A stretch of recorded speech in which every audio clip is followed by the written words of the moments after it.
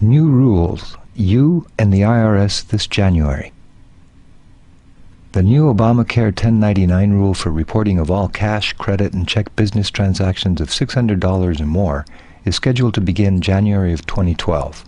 This is really an extension of the 2008 Housing and Recovery Act IRS rules that start this January, when merchant banks and PayPal will report business sales directly to the IRS. The reporting threshold is $20,000 and 200 transactions a year.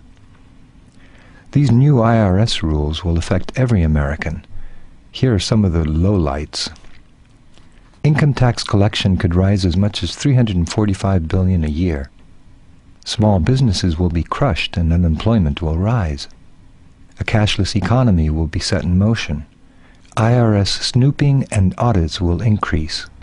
Gold can be tracked. Identity theft is a risk. Government surveillance will increase. The tax gap.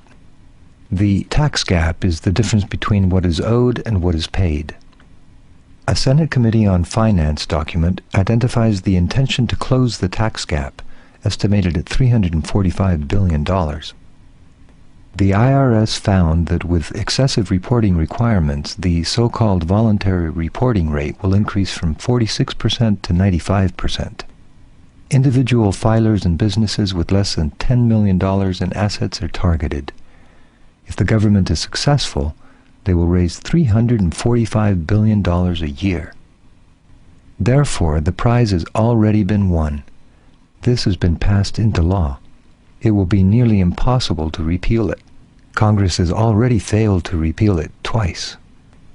Congress claims that the new Obamacare 1099 rules are expected to bring in $19 billion over 10 years in lost revenue from the tax gap.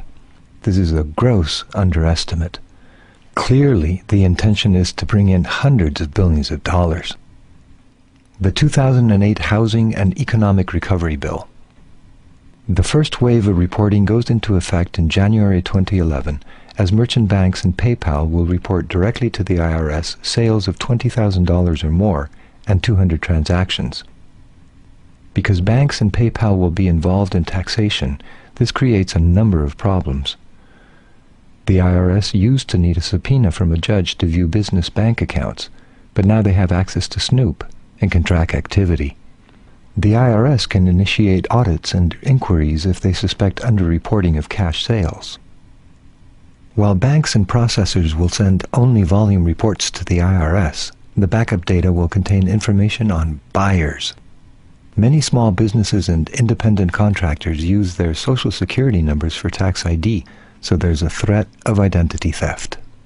Obamacare. Originally, the reporting threshold of Bush's 2008 housing bill was $600, but PayPal pressured Congress to increase the limits to $20,000 and 200 sales transactions. Obamacare reinstates the original rules of the 2008 housing bill and massively expands it. Obamacare mandates that businesses and self-employed individuals provide 1099 forms for every purchase of $600 or more. This includes cash, checks, and credit purchases.